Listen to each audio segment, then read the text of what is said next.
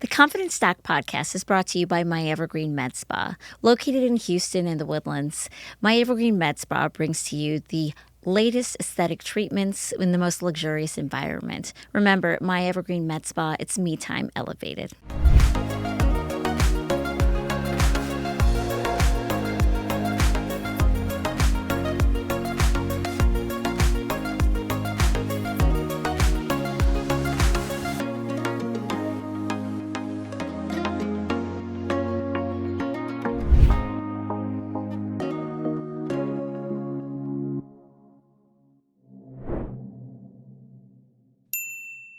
Welcome back to the Confident Stock Podcast. I'm Dr. Rednam. I'm a board-certified plastic surgeon in Houston, Texas with my Houston surgeons. And today we have a very dear guest to me, somebody I've gotten to know over time. And I think she is the perfect person to have on the Confident Stock Podcast because everything she does brings confidence into people's lives. So please welcome to our studio, Jade. And Jade is the owner, CEO, and photographer at Jade Elizabeth Portraiture here in Houston, Texas. So Jade, tell our listeners a little bit about how you became a photographer to begin with. Oh my gosh. So I actually used photography as a way to make extra money. At the time, whenever I was playing around with it, I worked as a mail carrier in Florida. And so I started shooting just all of my friends. You know, we're in Florida, so it's just beautiful. But as you can see, I'm very white. So it was really hard for me to shoot outside for a really long, extended period of time because I would get burned or my eyes would just really like water. So I ended up moving to Texas. I transferred from one post office to another because Florida is a retirement state, and where I was, the routes there kept shrinking. And so I moved to Texas, and I needed to make more money because in the post office, if you are not a regular carrier, you can work for the post office for many years as a substitute carrier. So you'll work full-time hours, but you won't necessarily be a full-time employee. Oh, okay. So you have to like subsidize your pay. And so I used photography as a way to make extra money. And when I moved to Texas, I hurt my rotator cuff at work, and I decided that I could still pick up my camera for a short amount of time, but I couldn't deliver the mail for 8 hours a day.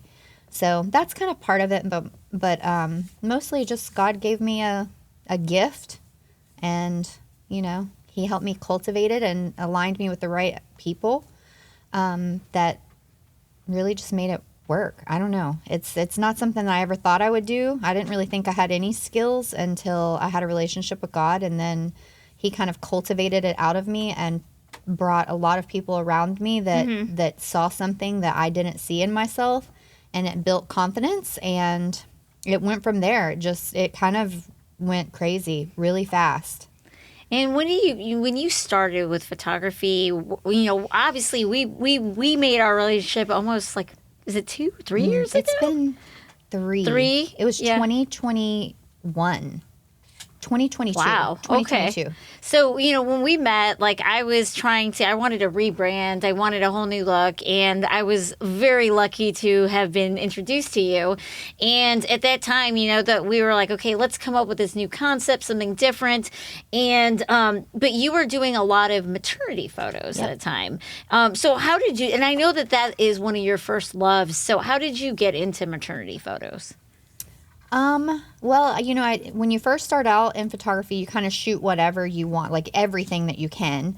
But for me, I was a mom whenever I was 17. So maternity for me was really traumatic because I was in high school, pregnant. And so for me, like being able to make something beautiful for somebody else was just where I was happy. So that's kind of where, and it's really easy to niche a business. So if you own a business, you know, like you have to market it. It's really hard to like market a broad base of things, but it's a lot easier if you niche down. So I niched down because maternity, every time I would shoot a pregnant client, I would like heal something in myself.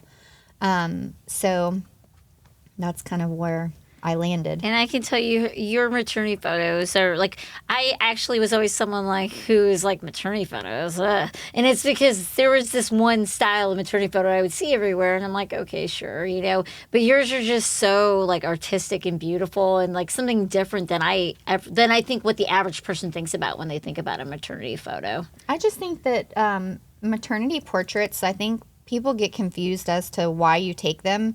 Really, it's just because you're documenting the changes of your body. Some people make it about like where you are, you know, or the scene behind them. But really, like if you strip everything down, the whole point of maternity portraits is to fall in love with your body and all of these changes that are happening at this rapid pace. And a lot of people get really nervous. It's not a time when you feel super confident. It's a time when you feel like, oh my gosh, this is happening so fast. I don't really know how I feel. Like this doesn't feel like my body.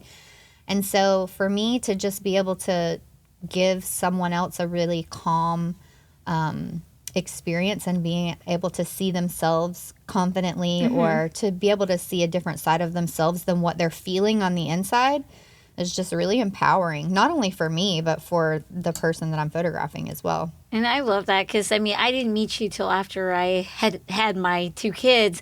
And because it like hearing it that way and after seeing it, I was like, oh, I should have done that. Because I didn't feel super great when I was pregnant. I felt like an out-of-body experience. Like I was happy to be pregnant, but I didn't really feel like I looked like myself or felt like myself. And so something like that is kind of like a nice reminder of how amazing our bodies are and what we can do with them. I think that's when I fell in love with just body work, period, was because I was doing so much maternity and it kept getting more and more like nude. It kept becoming more about the body. And so I think that that's actually how you guys found me. I started doing some other body work and then that's kind of where that started. And then when we met, it was kind of like, you know, like you were, like I said, you were doing a lot of maternity, and then we talked, and I was like, I want to do something different. I want to do something unique. And then like we came with this brainchild of let's do this project with my patients. Yes. And I don't think we knew where it was going when we started it. It was just kind of, let's see what happens with this. No, that project actually, that was, so I was essentially the gift. So what we did, in case you guys don't know, Dr. Rednam would give me like some people that she was really interested in having their story told through a video, like a really good, what would you call it? It's not like it's not like a Google review, but more of like telling the patient's It was kind of a testimonial, but it was really like it really was more about the sharing the story than it was like, you know, telling people 5 stars, come on down to see her. Yes. You know? So we did it like that. So she would give me a couple of people that she was interested in. She wouldn't give me any information about them. She had already contacted them prior. And then I would get to call them and say, hey, you know, Dr. Rednam's doing this project. We would love for you to be a part of it. And then I would kind of get to ask them what they wanted from the project, whether or not they wanted to do body work or if they just really wanted like a portrait. So I was the gift for them coming in and telling their story. So we had a videographer, a hair and makeup artist, me, and then they got to come in and share their story. And it was just such a powerful experience to be a part of that and to be able to kind of see someone, like what brings them in for surgery. Because at the time, I just assumed that it was like vanity, you know, because I didn't know anything about plastic surgery. I had never really done it. And I had never understood that a lot of plastic surgery is out of necessity and you don't even realize it, you know, whether it's like drastic weight loss or breast cancer, you know, reconstruction. Like it was just really eye-opening for me as a photographer, not only to be able to document their bodies, you know, at like a very pivotal point in their life, but also to just, I don't know, hear their stories and what they went through to be able to make that decision to find you, you know? Yeah. It was a really great project. I learned a lot, and these are people, some of them I'd known for years, and like I learned a lot that like I didn't even realize, and it kind of got us emotional sometimes hearing people, and you know, the whole team that helped out with it, Lila, Jared, everybody, it was just like everyone that you could tell sometimes would get a little choked up because it was really a beautiful, I think, experience. I think so too. I think it's actually, I've seen it done over and over and over now, and I've done it myself with my clients. Yeah. Like now I'll have someone come in and kind of give me their testimonial, and in turn, like I, give them some really beautiful portraits. Yeah. And So. I mean, I can't think it really, what better gift. Like, I think everyone lights up when you have this beautiful photo of yourself, especially for all of my patients. They've gone through transformations, one kind or another. Yeah. And so getting to actually document that was something I think was just really special. Yes. And Miss Cindy, I think she was probably like Yes. one of my favorites. She called and she's like, I can't do it. And then she'd call back. She's like, I'm going to do it. And then she finally came in and did it. And her son, she was really worried about her son and what he would think. And so we made it really modest. But, she had breast cancer, so she had to do, breast reconstruction. And she called me later after we did the whole project, and he got I gave them actual portraits. Like, they didn't just get digitals. Like, I printed it and brought it to them. And her son saw it, and she called me. She said, he thinks that I'm so beautiful. It was just the sweetest thing, because she struggled so much, like, getting her in the door. Yeah. So. And it was wonderful. We did so many patients, and then we ended up culminating it with an art show, which was the first time I've been involved with anything like Me too. that. And but it was wonderful. Like, and it was so nice seeing, because we did like a little picture of their before. So before they had surgery, and then we had this big, beautiful portrait, print of them. And I mean, just even having people come and bring their families and say, like, look at me. Like, it was, I mean, people got all dressed up. It was just a really special event. Like, it really was. I'm really, really happy we did it. And I think everyone who was part of it, whether they were a patient or on our side of it, I think everyone got something special out of it. I think they did too. It was fun. I enjoyed that. I think that, like, whenever we started working together, we didn't know what it was going to evolve into. And then it evolved into this, like, just beautiful thing that no one expected. We just kind of expected to, like, check off a box. Oh, we need some pictures for your website, and we need some testimonials. Like, how do we make that like a gift for someone? Yeah. And how do we make it more about them and less about us? Exactly. And genuine and authentic, And my thing, and we've got to know each other over the years, like, I don't want to do it like everybody else does it. I want to find some unique way to do it. And, I still have a whole section on my website that's just everyone's stories. And it's just like, like I will even use those pictures, and I say, hey, take a look at this. And people are just like, wow, that's so cool. I mean, I still have people who be like, are you going to do this again? And I was like, oh, we'll see. I'm like, I'll let you know. We'll put you on a list of people, because it was really wonderful to do. And I think even, like, I recorded my own. At that time, I had gotten a tummy tuck. And I said, well, I want to do this alongside. So I would take my own photos. And I can tell you, I went from being like, like anytime we were in between, because I was showing a lot. Like, I was like walking around covering everything up. By the end of it, I was just like, full out in all my glory. That was my favorite around. photo. The very last one that we did. So we did four shoots. So how many months post-op were you the very first photograph? I think we did, the first time we did 6 weeks. And then we did it like my 3 months, 6 months. And then I think we did like 1 year. Yeah. Yeah. So the first time you came in, you were in like compression garments. Mm-hmm. And then the second time you were starting to heal. It looked really good. And then the third time, was that the glitter one? Yeah, we did the glitter one. And then the fourth was my favorite, because that you were all healed up, you looked phenomenal, and you were like really confident. So I feel like you kind of bloomed into your name throughout that whole experience.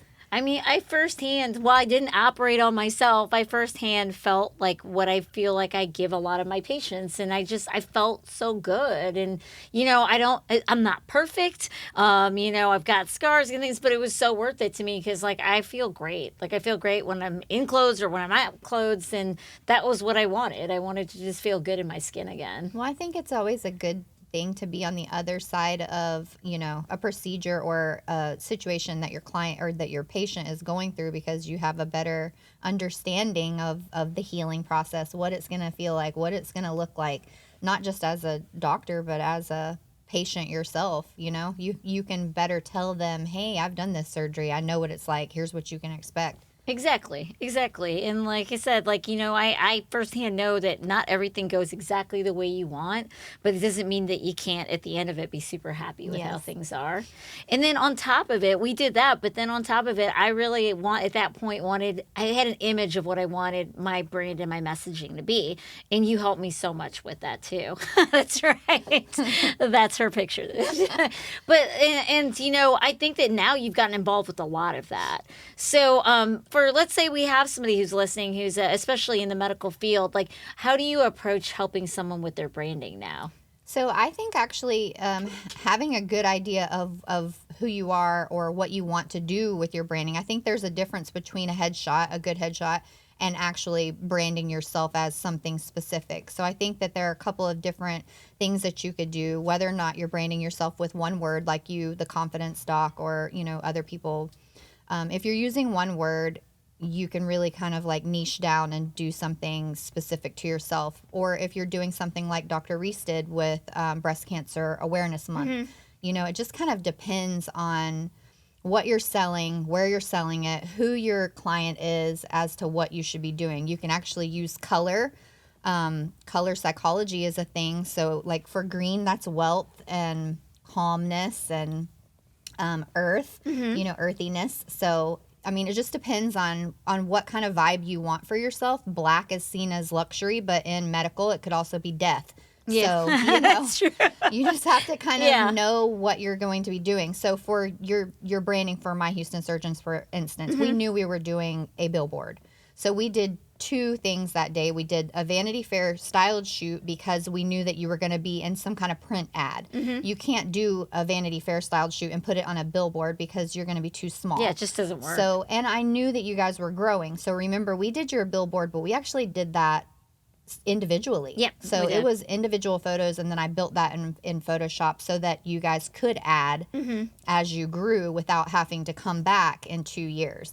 So I try to plan, not only for myself, but for my client as well, because if you're having to see your clients and it's a really large practice like you guys, it's really hard for you guys to come in once a year. Yeah. I don't feel like that's really doable when you Yeah. have, 8, 10, 12 doctors, plus the amount of people that it takes for a big shoot like that to go. Like, it's not just a photographer that makes that happen. It's, hair and makeup for everybody so that the look is cohesive. It's a stylist so that the look is cohesive. It's a lot of planning. It's a marketing person on your end. We need to know what size you need these images.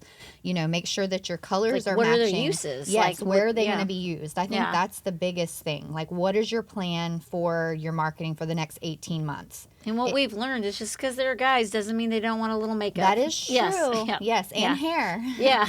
And They advice still want all the styling. primping Yes. that the ladies do. Yes, so. we did find that out. Yeah. So yeah, no, it was a really great experience. I don't think at that point the only large groups that I had done at that point were, like big families or things like that. I hadn't really done any large group branding, maybe like 3 people. Yeah. So having that huge group, I had worked with my studio partner. She does a lot of group work as well. And she's not in love with large groups. So she's like, this group is too large, you take them. Yeah. And so we had kind of like went back and forth between, who would do this big of a group. And then it ended up being me. So Yeah. Well, now you've done even bigger like shoots than us. So. yeah, Smile Texas was a really big shoot. Yeah. I actually broke that up into several days because it was so big. But yeah. And I think that honestly, like your work now, people have seen it, and like it's like elevating a lot of other people to be like, I want my stuff to look that nice. Yeah. And at the end of the day, especially as a plastic surgeon, I do want to look put together, and I do want to project like the image that because that's what I want people to see, what I want them to feel. Yeah. And so that's why it was really important to me that when people came to my website or they saw things that that everything was really cohesive, because it's not just like something I'm showing, it's who I am. Yeah. You I know? think that's important anytime that you're selling. I think that that's the part that people forget, that they're actually selling a service. So you have to know who your client is to be able to reach them. So for you, for instance, confidence, you need a smile. So as much as I love a non-smiling photo for you, that might not necessarily, work longevity wise. Yeah. You know? Yeah. So, But at the same time, like it's, I remember the first branding session we did and it was so fun. I got to wear all these beautiful things and because a stylist brings them in. And so you're just, you look like you own them, but you don't own them. And then you get your hair and your makeup done. And it was amazing how many looks we could do in one day. Yeah. But honestly, by the end of it, I was exhausted. I was Yeah. like, man, modeling is work. hard. Yeah, it's super hard. They get paid the big bucks for a reason. And things that I have learned from Jade is that if you're comfortable, it doesn't look good. You have to, if you really want a photo to look amazing, you're usually going to be a little bit Yeah, uncomfortable. this is like a pretzel. Yeah. This pose looks easy. Definitely not. But there's a lot of like thinking about the geometry of things, and like you wonder like how people look so great in magazines. It's because they actually have put a lot of thought into the shape their body makes. Yes. So I've learned. So hopefully I've upped my regular photo taking game as well. Now that I started, like I just naturally start thinking about these things when taking a regular picture with someone now too. Me too. I still do this. Yeah.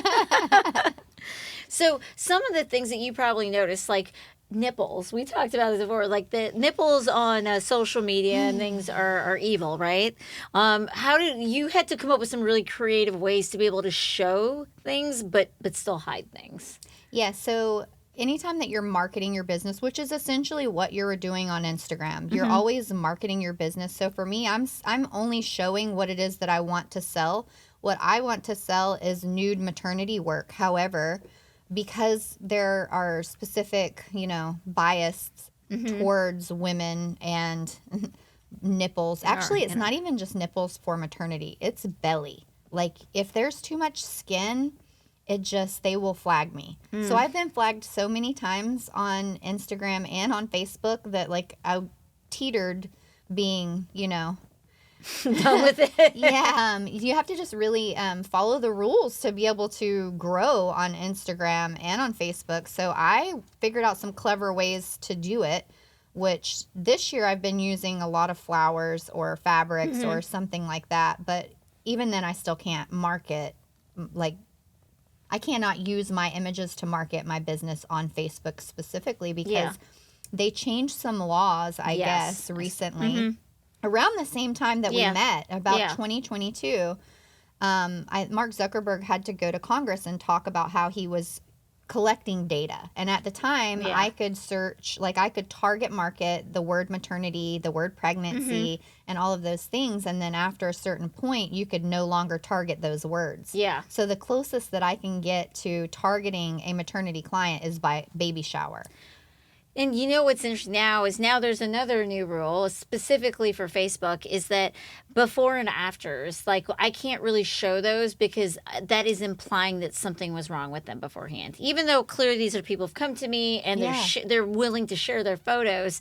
But it's interesting because to me, if that's the same, then why can you show a makeup before and after? Because I get so frustrated with the athletic ads. Yeah. You can show a full guy in shorts with no shirt on, nipples exposed, but you will get flagged if you try to show any kind of a pregnant belly.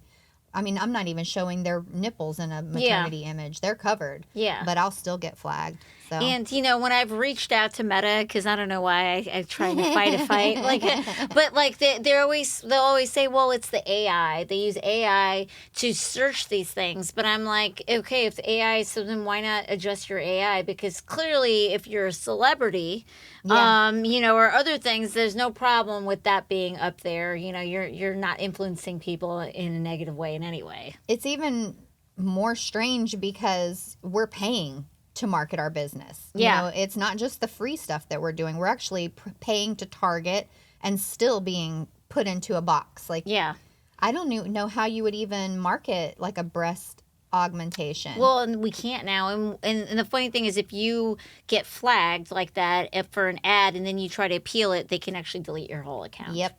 So we just got to a point where we're like, I guess we're not going to be doing Facebook, know? And it's hard. That's what I did too. Yeah. I switched to Google, and I've also started doing a lot of content. Yeah. You know, Yeah. I mean, that's your only option, really. And it's hard when we're both in fields where people want to see what we do. Yeah, or Like, the body. yeah, It's the human body. you want to see, oh, she's a photographer. I want to see her photos. Yeah. Well, unless you're just only showing your, the basic photos, you don't get to show your beautiful artistic ones. And I remember that beautiful video, one that you had of Layla and her daughter. Yeah. And I got flagged. Yeah, I got flagged, and it's like, oh, okay. Yeah, I deleted my whole TikTok over that. I was so mad. I'm like, you got to be kidding me. It was just like it was not even maternity. This was like a mother and daughter, but because they kissed, they flagged me. Yeah, it was bad. So, yeah, it's hard. It's hard to we're know in a how different to. era right now, and obviously there's websites and things, but so many people are getting their information from social channels, and so it is hard when you want to be able to share, and it also feels personal because you're like, I'm genuinely sharing this. I'm not shaming I'm just anyone. in love with Yes. it. Like, I'm only sharing like what I'm like in love with, like what I could see myself doing, or I don't know. I just loved the story or the colors. Most of it, like that I love, is like really warm. I love warm stuff. Something that makes you feel something, or think, oh my gosh, I wonder if I looked like that, or I wonder what my body looked like, in this season of life. Yeah. And then it makes you like so sad whenever you have something that you're in love with and it just gets crushed. Yeah. Nope. You may not pass. And I know one thing that I really picked up from you is like, you got to print things out. You have to hang things up your wall because before you know it, you're like have a million digitals and you haven't even looked at them. Yeah. Right. And, and I recently got a beautiful wall portrait from you of my husband and I, and we love it. Like we passed from like, oh, it's so nice looking. But what do you do for people who are like a little more shy, right? Like they're like, it's hard to get out of their shell, but you want to get the best photo from them. Like, what are your tricks for bringing that out and the best of them? I just stay really calm. I don't know. I have like this. Whenever someone is in my space, I will say I'm different if I'm outside of my space. I'm harder to connect with, but inside of my space, I feel like people just naturally like. I had so many of your patients cry. Like because it was so hard for them to see themselves because they had such a transformation to see themselves the way that I see them. Mm-hmm. And so that whole experience, you just really have to hold a lot of space for someone else's fear, vulnerability, their like everything that they're feeling. You have to be able to hold that and absorb it and not react and just kind of be really comforting and open to whatever it is that they're feeling, because a lot of portraits are, especially body work, is really, really a vulnerable position to be in. Even if you're you've done headshots. It's awkward to be on the other side of the camera. Yeah. So no matter what your client or, your mom or, your plastic surgeon feels, you have to be able to kind of just hold space for them. Yeah. There aren't really any, I don't think that there are tricks and tips. I can't say that. Tricks and tips. I don't really know if I have any specific ones aside from just really being able to be, a strong base for someone. Well, since I've been on the other side of your camera, I can say you have a really good way of like helping people bring down like the barriers. Sometimes the occasional champagne has also helped. Yes. But like it's just you do a good job of making people feel really calm, and I feel like you do that for all age groups because not everybody's good at getting kids to do their thing, but you have just a calming presence. And what I like too is a lot of people don't like. I didn't know how to pose. I thought I did, but I didn't. And so just when you always come up and you really are good at getting people to find the best angles. And when you finally have somebody telling you what to do, then you don't want to go back to like taking a photo without somebody telling you this is how you should stand or your hair looks better this way. Like it captures the best of you. I think that's how you keep things consistent too. Like in your own work as a photographer, if you kind of know,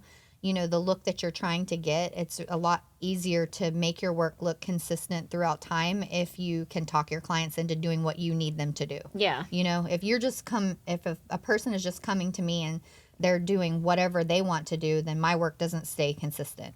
Yeah. So, and I can tell you, any photo you've captured me always makes me happy. Like if I still look at even the older ones we took, I'm like, it makes me smile because I feel like no one captures me as good as you do. Like, I feel like when I look at, I feel like I look like me, but it's like the best version of me. And That's my goal for anything. So. Like, even just with hair and makeup, people are like, can I have my own hair and makeup artist? And I'm like, no, you can't, because I just want you to have like an amped up version of yourself. And I don't know what your hair and makeup artist is going to do. I don't know. Yeah. But I do know the ones that I work with. And so I feel more confident because I know exactly what to ask them, you know, to be able to get a consistent look and keep my portfolio consistent. And going to someone who's like the level of professional Jade is sometimes can feel weird because people are used to just going in and getting a picture. But that's how you get that next level. And that's how you get that looking at your photos, smiling because you look so damn good. And you use it. You have to remember some like good branding you're using. I mean, we haven't done your branding in 2 years now. Yeah. So you're going to keep it for like 18 months to a year, unless you're online a lot, which she has been online a lot more. So we're going to be doing it quarterly this year. And I'm super excited about that. Yeah, I am too, actually, because it's going to just be, you know, a fresh look each time. And we're going to be able to capture some things that we didn't necessarily capture 2 years ago that you needed, that we just didn't know because we didn't know where your trajectory was going to go. Correct. You know? And like now knowing like it's easier now because now I'm like, I know I need this for magazines or I need this for this specific thing. But I would agree, like coming in, anybody, whether you're a physician, you're in a business and you're running a brand, a big part of branding is knowing who you are and who you want to reach. Yes, who you want to reach. Yeah. I think that's the biggest thing, and that's what people don't realize.